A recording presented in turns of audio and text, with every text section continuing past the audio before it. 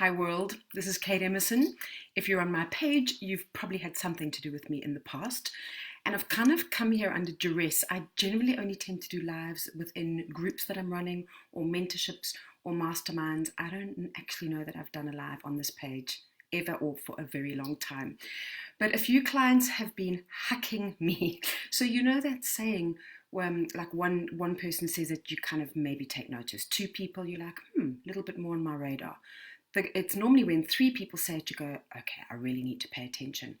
But what's been happening over the past few weeks as we all go into lockdown and isolation and self-isolation is that you guys are, of course, spending more time in your homes. So what's happening is people are thinking, when you've got over the chaos of you've got to sign up for every goddamn online course that's out there, and you have got over the obligation and the shoulds and the guilt of I need to support everybody and I need to sign up for every challenge. I mean, if you're on my newsletter, you probably are.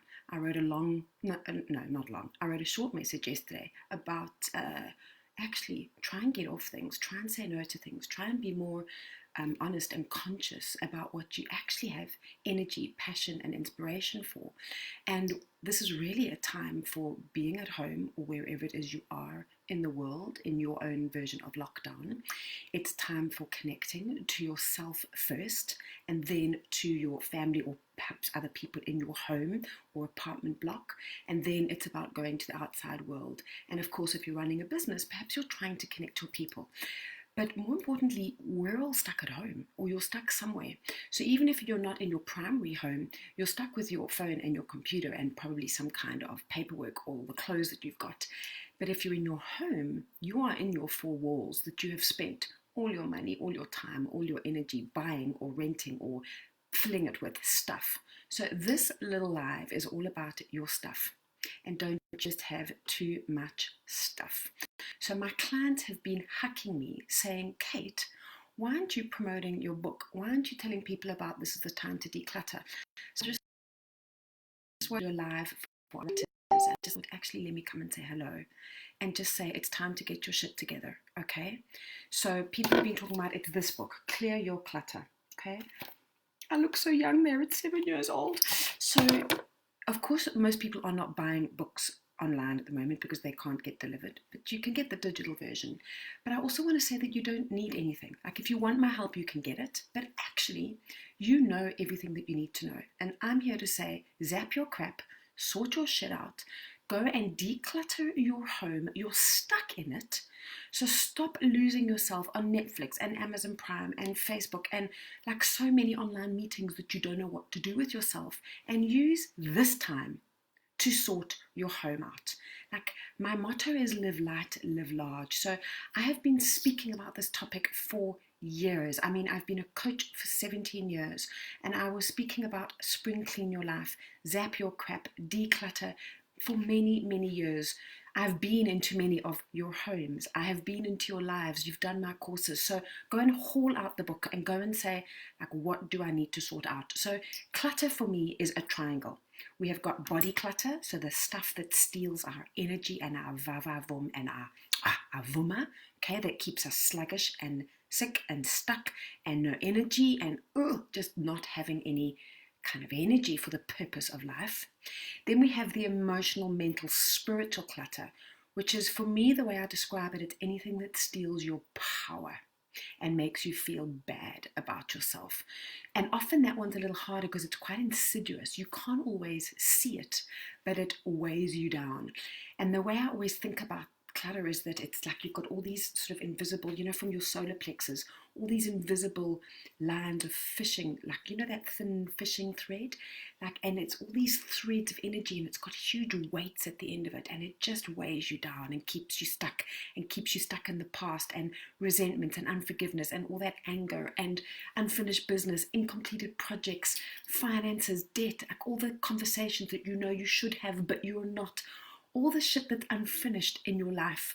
And the way I always think about emotional baggage is that, and it's very prevalent, I think, now, like people are really thinking about their mortality or know someone who has actually gone through this global pandemic or has actually passed away from COVID or currently sick, or you're thinking about, oh my goodness, what does this mean? How many of you have hauled out your wills or thought, shit, I don't have a will, I need to actually sort this out?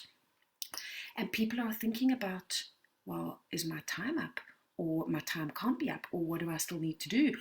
And are starting to think about, actually, I need to get out of this relationship or into a relationship, or I need to sell this house. It's too big, it's too small. And many people are thinking about what's really important at this point. And so the question I always ask is, if I was to leave the planet today, or there's an expression that says, pop your clogs, does my life feel up to date?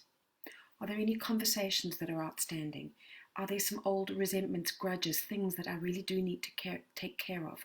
How do I find some semblance of peace and calm and completion for myself? Because when, my darlings, you can live like that, you have some freedom, as opposed to the stuck in the past and looking over your shoulder and weighed down by all that. For those in South Africa know the word kak, and that actually just means all your baggage, okay? Or you are so busy now, fearful and anxious and worried, naturally, about the future. But this is our pivot point, okay? So this is the point where we can go, what can I do right now to sort out things? So my clients have been saying, Kate, like, you need to remind people, like, it's time to clear their homes and organize and get streamlined. And it's also about less. So less is more. Living with less, needing less, doesn't mean you don't have big dreams and big ideas. But actually, yeah, I always say, sort your shit out, people, okay? So when you think about clutter, the third part, obviously, is the stuff that we can see, touch, and feel around us. That's your things, okay? The stuff that you've spent your money on. So I always have 3 questions when it comes to your clutter. And it is, do I love it? Not like, love it. Including, a mug, like, look at that with this beautiful little heart. It's not even my mug, it's my brother's. But it's such a beautiful mug, and I choose a mug because I love it, okay? So do you love whatever it is that you have bought or been given? Do you use it? Or is it just gathering dust? And now maybe if you're having to clean your own home, you're realizing how much stuff you've actually got and how unnecessary it is, and actually how it doesn't bring you much happiness. And there are other things that are far more important than stuff. Okay, so do I love it? Do I use it? And the third one, which for me is the kicker, is, does it, whatever it is, add value to your life? Now that's different for all of us, but that's a heart response as to what's important to you, what brings you joy.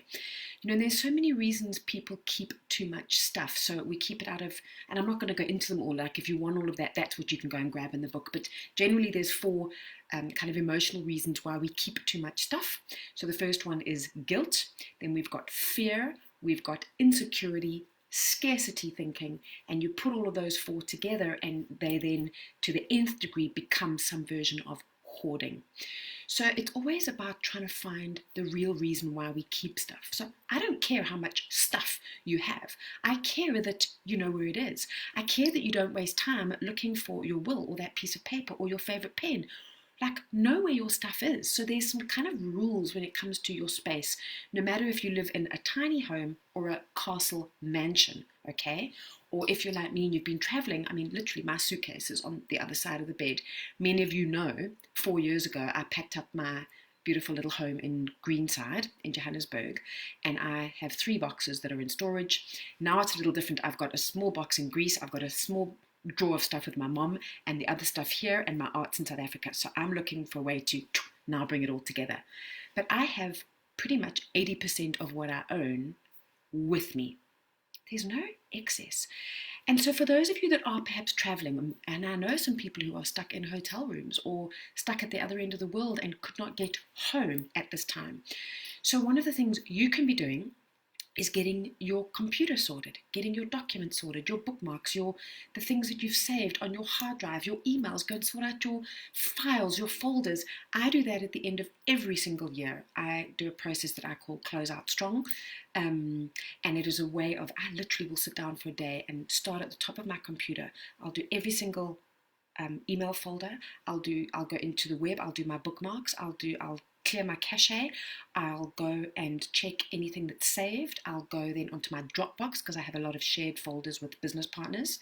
I'll go through every single one of my documents. I'll then go through my Evernote, which is how I do a lot of my kind of tasks and stuff. I'll go through my Evernote. I think there's something I've missed. Then I'll go and obviously clear up my trash can.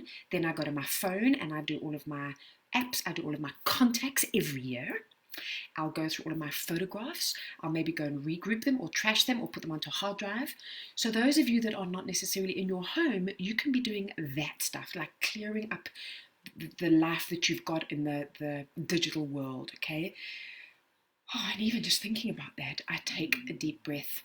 Hi, everybody. I've been so busy yakking, I haven't even looked who's here. It's so weird, actually, for me to be doing this live on my page. So when it comes to your physical space, okay, so those of you who are in your version of home, sorry, let me have some water. There's just some kind of rules. So when you're going to start getting organized or streamlined, like do it for a certain amount of time. So, because do it all day can be quite hectic unless you've got other people that can help you, that you can drag to this process, including your kids, okay? So depending on their age, you can give them appropriate tasks, make it fun, put on nice music, make sure you're drinking lots of water, keep the wine and too much coffee for later, stay energized, stay hydrated. I always say if you don't know where to start at your bedside table. It's small enough that you can probably do it in an hour. It's the place where you always spend a lot of time.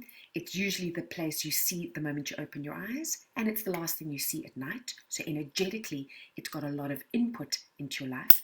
Most of you are probably sitting with a pile of books that you think you ought to, should, must have read, and you're not doing any of them. Get them out of there. One of the funniest things, have you ever seen Michael McIntyre's, oh God, he does this skit. Do you know Michael McIntyre, very funny English comedian, funny to me, and he talks about the man drawer. Oh God, if you need a laugh, just Google Michael McIntyre man drawer. It's so funny, and he's got this high-pitched voice, and he skips across the stage, and it is so funny about all the shit that people keep, he's talking about men, but everybody keeps in their bedside table. So I quite like the modern bedside tables that are more of just a floating shelf with maybe one little drawer underneath, because then you can't keep too much stuff there. But everybody can do that, like get everyone in the house to do their bedside table. And just notice how that feels. Now, a couple of rules. Every room, if you have more than one room in your house, has a function. Or if you have a studio flat, like every area of your studio flat needs a function. So every room or area of a room has a function. Every object that you own actually needs a home. You need to know where the hell it lives, because then the rule is you just put it back in its home, and you never have to waste more than one split second going, where are the shearing scissors? They're in that drawer. Like, everyone knows where they are. Keep like with like. So when I go in and do homes, one of the things is actually almost picking everything up, organizing it, taking out what needs to be taken out, and putting it back in the right place. Okay, so keep like with like. Keep all your batteries with your batteries. Keep all your stationery with your stationery. Keep all your Tupperware and the lids together. And try and keep the function of that room. Keep all the stuff that's in that room that pertains to the function of that room. So for example, ideally you would keep all your placemats, table mats, coasters, napkins in your dining room, okay? Linen in the bedroom, or maybe you've got a closet in the hallway. So try and delineate things. Using containers is a great way. So I always call it no mess morph.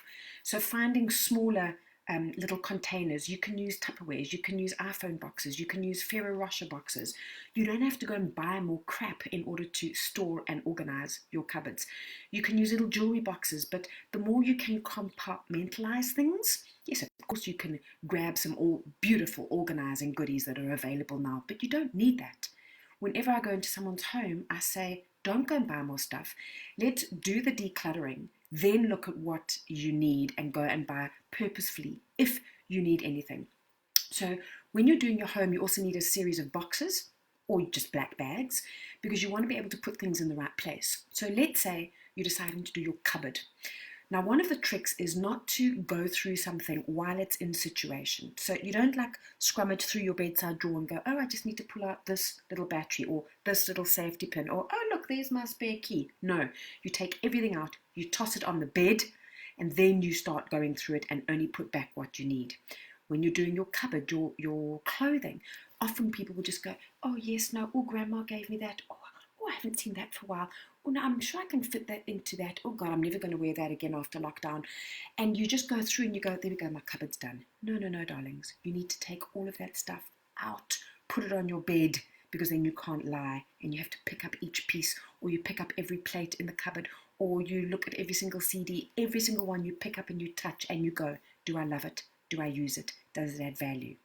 If you're keeping it, you pop it into a pile on one side until you're done with all of that stuff, and then you can start packing it back into your cupboard. So obviously you have a keep pile. Then you need a black bag or whatever your recycling bag is for your rubbish. Like rubbish is literally stuff that is going to go out to the trash.